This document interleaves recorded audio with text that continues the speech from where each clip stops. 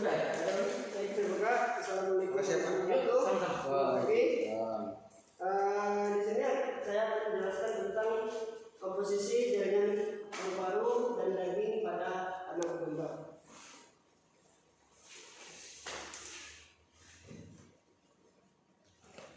Komposisi anaknya domba. Masuk di paru-paru. Paru-paru adalah organ yang bertugas untuk mengelola udara yang masuk, memisahkan oksigen dengan karbon dioksida.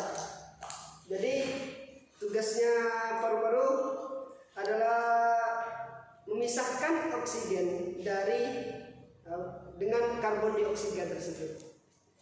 Gitu.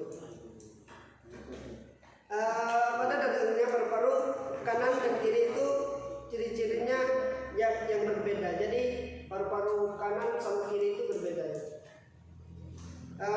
Jadi misalnya dari berat paru-paru kiri itu sekitar 325 sampai 55 gram dan paru-paru kanan itu sekitar 375 sampai 600 gram. Itu pada manusia.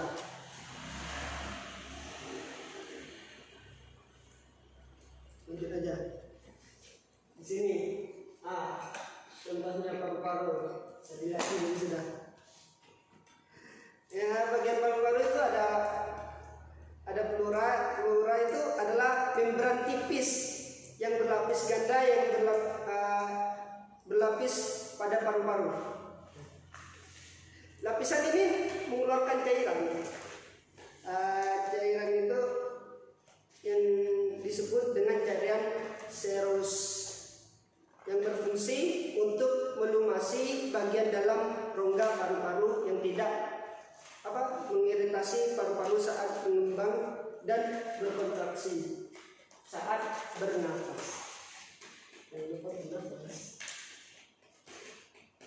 Yang kedua itu ada bronkus, yaitu adalah cabang batang tenggorokan yang terletak setelah tenggorokan sebelumnya paru-paru, itu bronkus. Selain bagian jalur masuk keluar udara, bronkus juga berfungsi mencegah infeksi. Jadi selain bronkus ini masuk keluarnya udara, dia juga berfungsi untuk mencegah infeksinya. Gitu. Lanjut saja. Selanjutnya ada bronchioles. Itu adalah cabang dari bronkus yang berfungsi untuk menyalurkan udara dari bronkus ke alveoli. Selain itu bronchiolus juga berfungsi untuk mengontrol jumlah udara yang masuk keluar saat proses bernafas langsung. Jadi bronchiolus ini yang mengontrol keluarnya nafas itu. Gitu.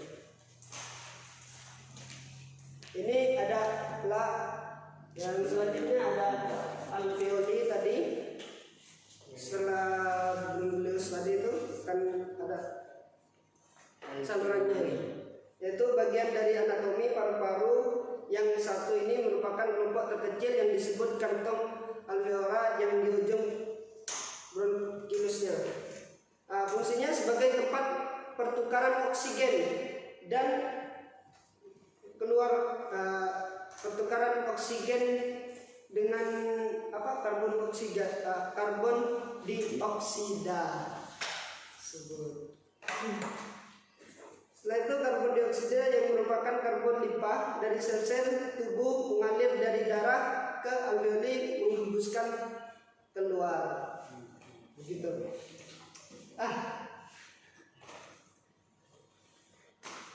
Ini macam-macam penyakit yang bisa menyerang paru-paru. Yaitu ada bronkitis, ada pneumonia, ada asma, ada tuberkulosis.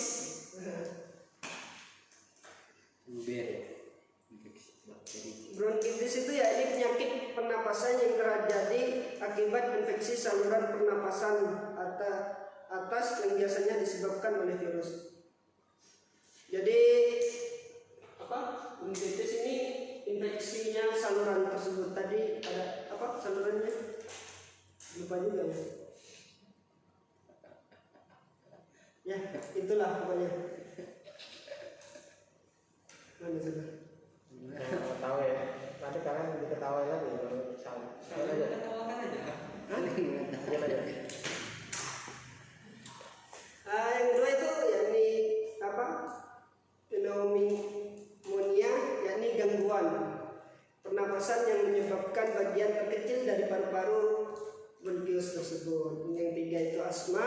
Asma biasanya disebabkan peradangan pada saluran,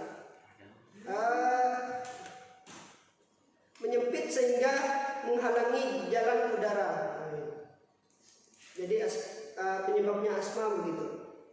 Yang keempat itu adalah tuberkulosis, yaitu merupakan infeksi bakteri yang disebabkan oleh Mycobacterium tuberculosis yang menyerang merusak jaringan tubuh manusia.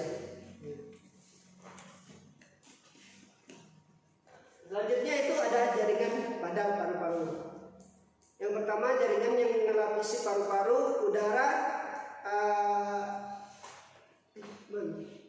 adalah jaringan epitel squamosa berlapis. Yang kedua itu jaringan lainnya terdapat paru-paru adalah jaringan epitel squamosa sederhana yang merupakan sel epitel pipi berlapis. Yang ketiga itu ada bronkus terhadap yang terdapat tiga jaringan, yaitu yang pertama jaringan epitelium bersilia yang terdapat pada lapisan terdalam bronkus.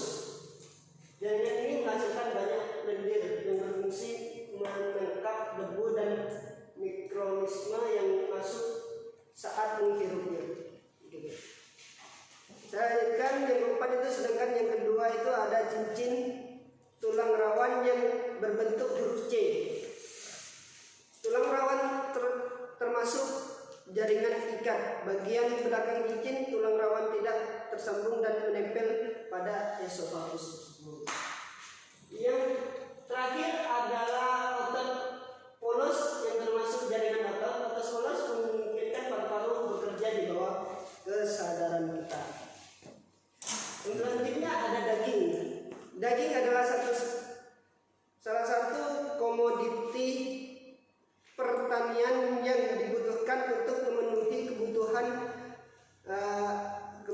tubuh akan zat gizi protein, di mana protein yang mengandung susunan asam amino yang lengkap. Daging didefinisikan sebagai urat atau otot yang melekat kerangka, kecuali urat daging bagian bibir, hidung, telinga yang berasal dari tubuh yang sehat sewaktu dipotong.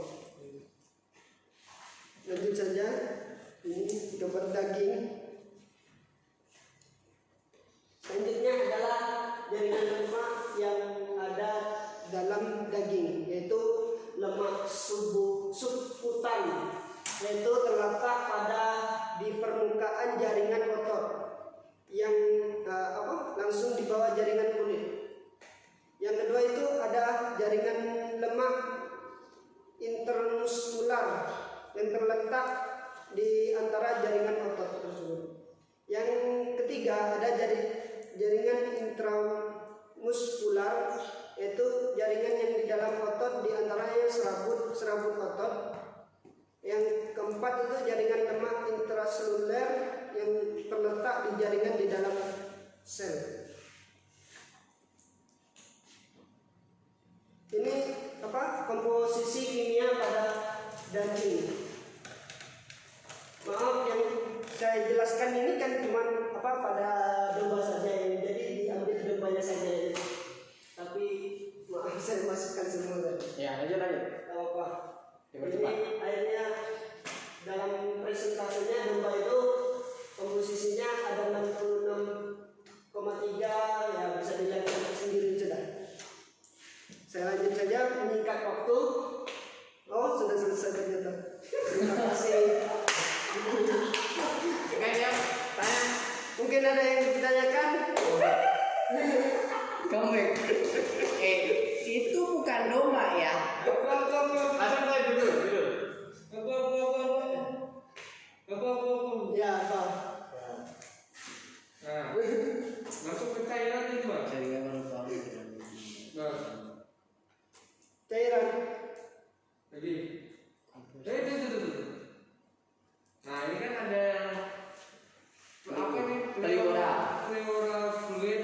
Nah, untuk melumasi bagian rongga paru-paru. Nah, kalau misalnya cairan yang melumasinya berlebihan, apa yang terjadi pada paru-paru?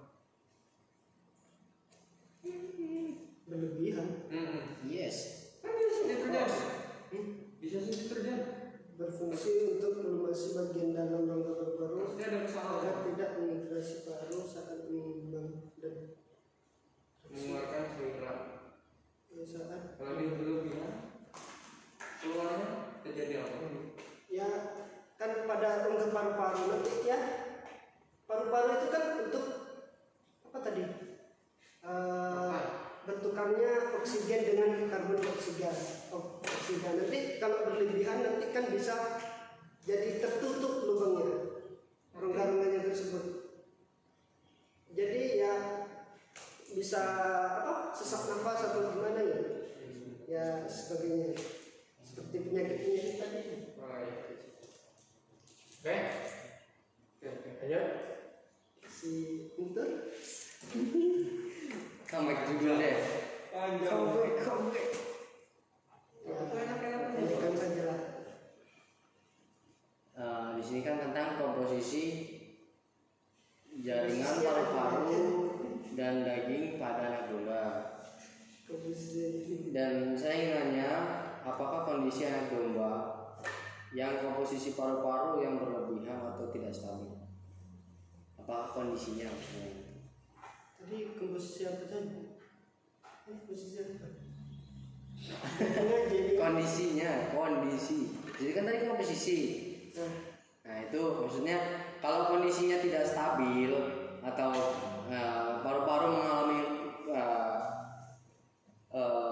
yang tidak normal, itu apa yang efek yang terjadi gitu.